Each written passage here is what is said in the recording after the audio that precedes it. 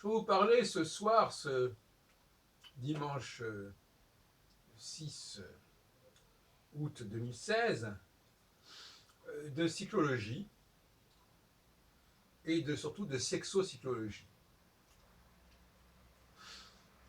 Mais je voudrais prendre le problème sous l'angle des valeurs, notamment ce qu'on appellerait les valeurs masculines et les valeurs féminines. Je crois avoir fait un gros travail dans ce sens-là pour montrer que les sociétés féminines ont des valeurs qui ne sont pas les valeurs des sociétés masculines.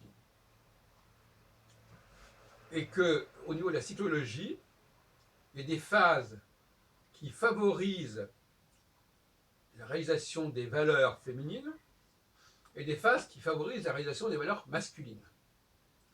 Et où il n'y a pas de déséquilibre en cela, il y a effectivement un temps pour les valeurs des uns et des autres.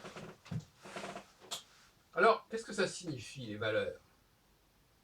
Ça signifie, et j'ai quelques scrupules à utiliser cette notion de valeur, parce qu'elle tend à brouiller un petit peu les choses, et je n'aime pas brouiller les choses. Ça signifie que, en période de valorisation féminine, même les hommes doivent adopter ces valeurs, et en phase de valorisation masculine, même les femmes doivent adopter ces valeurs. Autrement dit, nous sommes obligés d'aller dans le sens des valeurs qui sont privilégiées par la phase A ou B. Vous savez très bien ce que j'entends par là.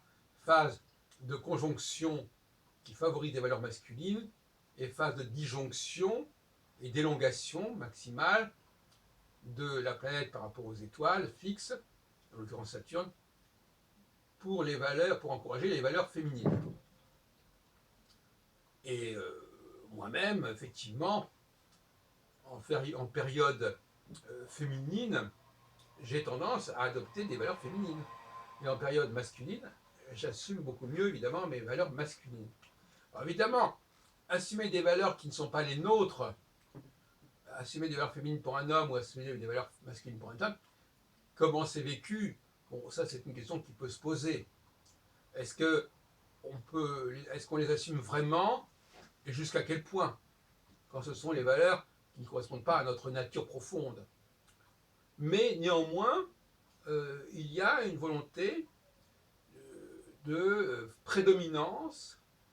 On est obligé d'accepter la prédominance des valeurs féminines en période féminine et des valeurs masculines en période masculine.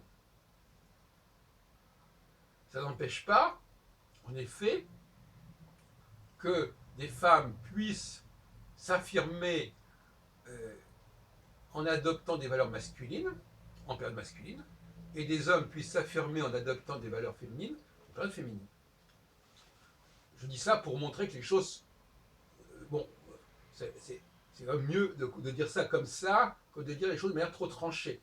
On sait très bien que nous avons une capacité, les uns et les autres, à parler... Nous avons un certain don des langues, si on veut, qui fait qu'on arrive assez bien à être en phase, à parler la langue qui correspond à la période qui se présente à ce moment-là. Voyez-vous, moi-même, à plusieurs reprises dans ma vie, en période féminine, j'ai joué le jeu des femmes. J'ai joué le jeu des femmes, c'est-à-dire que j'ai contribué, j'ai collaboré, même on pourrait presque dire. J'ai collaboré avec les femmes à plusieurs reprises tout au cours de ma carrière. C'est-à-dire que j'ai joué leur jeu, je leur ai donné ce qu'elles attendaient de moi. Quand je dis les femmes, je ne parle pas au niveau spécialement de la relation de couple. Je parle des femmes au niveau de la professionnelle. Je parle des femmes avec qui j'ai pu travailler au cours de ma carrière astrologique, qui n'est pas terminée d'ailleurs. Bon, il ne faudrait quand même pas me faire tout ce que je n'ai pas dit. Cela dit, l'un n'empêche pas l'autre. Mais néanmoins, je pense éventuellement ici à des questions organisationnelles, professionnelles. Ou à certains moments, effectivement, je voudrais donner un exemple clair, comme la formation d'organigrammes, par exemple. Organigramme, programme, tous ces mots, un organigramme qui indique qui fait quoi, qui fait ceci, programme qui permet de dire que pendant tel week-end, celui-ci fera cela, ça. Tout ça, j'ai fait. J'ai fait ces choses-là, et ces choses-là sont ce que les femmes attendent. Elles veulent qu'on leur donne, qu'on leur serve des programmes et des organigrammes, des choses structurées, écrites, et qui ne bougent plus, qui sont déterminées une fois pour toutes, si on peut dire.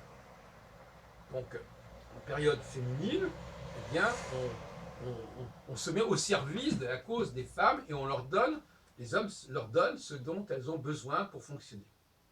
C'est ce qu'on appelle de la collaboration.